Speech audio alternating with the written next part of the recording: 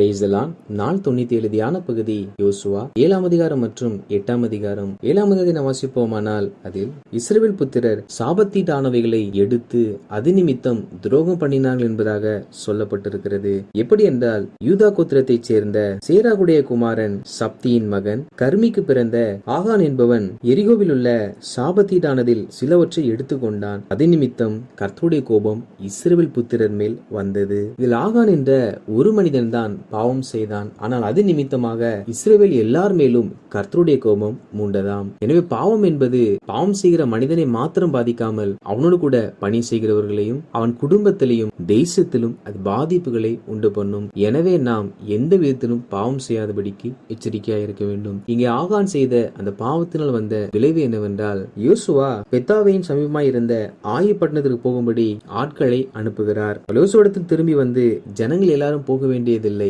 ஏறக்குறைய 2000-3000 பேர் சென்றால் போதுமானது, நாம் அவர்களை சுலபமாய் ஜெயித்துள்ளோம் என்பதாக சொல்லுகிறார்கள். அப்படியே யோசுவா அனுப்ப ஒரு சிறு கூட்டம் ஆயிக்கு விரோதமாய் யுத்தம் பண்ண செல்லுகிறார்கள். இஸ்ரவேல் ஜனங்கள் அந்த ஆயி பட்டணத்திற்கு முன்பாக முறிந்தோடினார்கள். இஸ்ரவேலில் கிட்டத்தட்ட 36 பேர் அந்நாட்களில் ஆயி பட்டணத்தின் மனுஷரால் வெட்டப்பட்டார்கள். இது நிமித்தம் ஜனங்களின் இருதயம் கரைந்து போயிற்று. தொடர்ந்து இஸ்ரவேல் புத்திரர் ஒவ்வொரு யுத்தத்திலும் வெற்றியை கண்டார்கள். பெரிய பெரிய ராஜாக்கள் எல்லாம் ஜெயித்தார்கள். ஆனால் ஆயி என்ற இந்த சிறிய பட்டணத்துக்கு விரோதமாய் வந்த பொழுது இஸ்ரவேலர்கள் தோற்று போனார்கள். அப்பொழுது யோசுவா தன் வஸ்திரத்தை கிழித்துக் கொண்டு உடன்படிக்கை பெட்டிக்கு முன்பாக முகங்குப்புற விழுந்து தேவனை நோக்கி, கர்த்தராகிய ஆண்டவரே, எங்களை அழிக்கும்படிக்கு எமோரியர் கையில் ஒப்பு கொடுப்பதற்காகவா இந்த ஜனத்தை யோர்தானை கடக்க பண்ணினீர் என்பதாக கேட்கிறார். இதில் ஆகான் என்ற ஒரு மனிதன் செய்த பாவத்தின் நிமித்தமாக 36 பேர் மரணத்தை சந்தித்தார்கள். ஒரு மனிதன் செய்கிற பாவம் அநேகரை பாதிப்புக்குள்ளாக்கும். அப்பொழுது கர்த்தர் யோசுவாவை நோக்கி, இஸ்ரவேலர் பாவம் செய்தார்கள், நான் அவர்களுக்கு கட்டளையிட்ட என் உடன்படிக்கையை மீறினார்கள், சாபத்தீடானதில் எடுத்துக்கொண்டதும் களவு செய்ததும் வஞ்சித்ததும் தங்கள் மண் பாடிகளுக்குள்ளே வைத்ததும் உண்டே.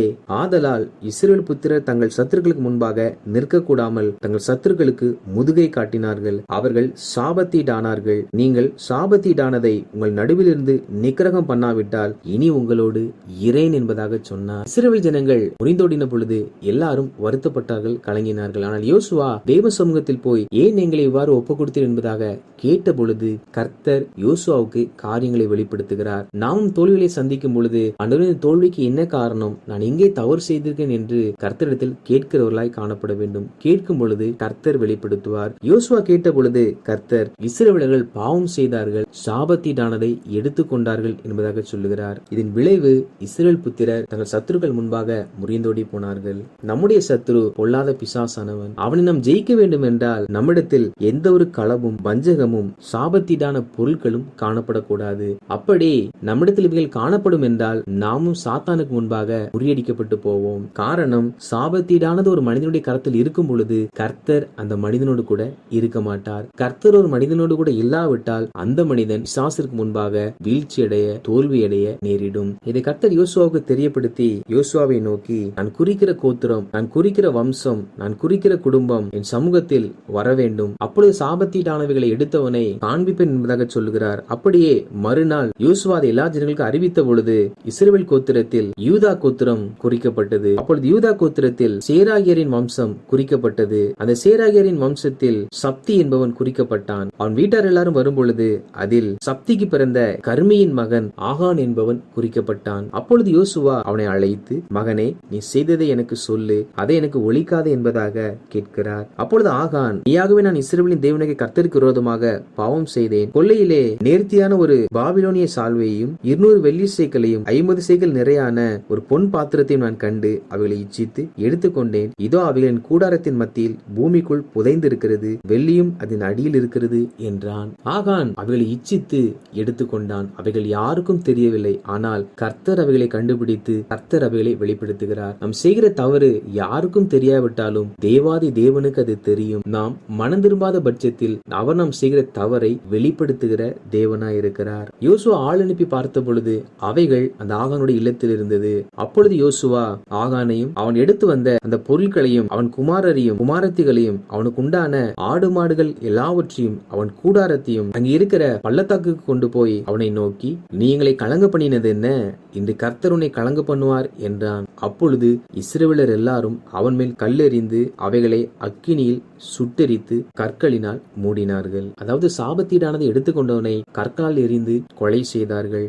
ஏன் அவனுக்கு இவ்வளவு பெரிய தண்டனை என்றால், அவர்கள் எரிகோக்கு செல்வதற்கு முன்பதாகவே யோசுவா அது சாபத்தீடான பொருள், அதை எடுத்துக் கொள்ளாதீர்கள் என்பதாக வெளிப்படுத்தினார். அதை கேட்டு மறுபடியும் செய்தது நிமித்தமாகவே இங்கே ஆகானும் அவன் மாத்திரமல்லாமல் அவன் குடும்பமும் கூட தண்டிக்கப்பட நேரிட்டது. தேவ பிள்ளைகளாகிய நாம் ஒரு நாளும் நம் காதுகளால் கேட்ட பிற்பாடு அவைகளை துணிகரமாய் செய்யக்கூடாது. அவைகள் பாவம் என்ற பட்டியலில் வராமல் நாம் அறிந்த பின்பு செய்கிறபடினால் அவைகள் மீறுதல் என்ற பட்டியலில் வரும். மீறுதல் செய்யப்படும் பொழுது மீறுதல்களுக்கு கர்த்தர் தண்டனை கொடுக்கிறவராய் இருக்கிறார். 8ஆம் அதிகாரத்தை நாம் வாசிப்போமானால், இஸ்ரவேல் புத்திரர் ஆயி பட்டணத்தை ஜெயித்த விதத்தை குறித்து எழுதப்பட்டிருக்கிறது.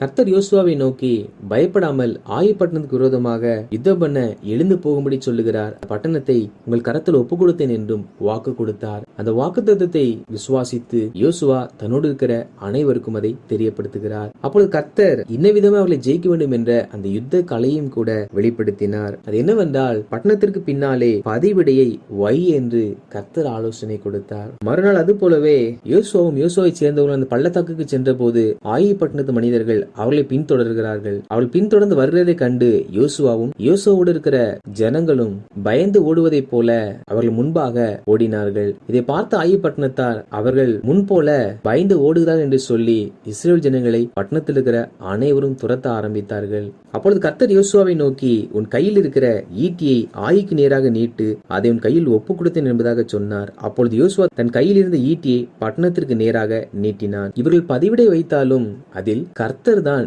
ஜெயத்தை தருவார் என்பதாக சொல்லப்பட்டிருக்கிறது. அதாவது நாம் என்ன கிரிகளை செய்தாலும் நாம் கிரியை செய்வதனால் அங்கே நமக்கு ஜெயம் கிடைப்பதில்லை. அப்படி என்றால் நமக்கு ஜெயம் வேண்டும் என்றால் அதற்கு நம் கிரியை மாத்திரமல்ல, எல்லாவற்றையும் அனுகூலமாய் நமக்கு செய்து முடிக்கிற கர்த்தரும் நம்மோடு கூட இருக்க வேண்டும். யோசுவா ஈட்டியை ஆயப்பட்டணத்துக்கு நேராக நீட்டினான். நீட்டின உடனே பதிவிருந்தவர்கள் தீவிரமாய் எழும்பி பட்டணத்தை சூழ்ந்து அதை பிடித்து பட்டணத்தை தீ கொளுத்தினார்கள். அப்பொழுது ஆயப்பட்டணத்தார் பின்னிட்டு பார்த்து தாங்கள் பதிவுடையில் சிக்கிக் கொண்டதை உணர்ந்தார்கள். ஆனாலும் அவளுக்கு இருபுறமும் இஸ்ரவேல் ஜனங்கள் இருந்தபடியினால் அவள் தப்பி போக கூடாமல் அங்கே வந்த அனைவரும் சங்கரிக்கப்பட்டார்கள்.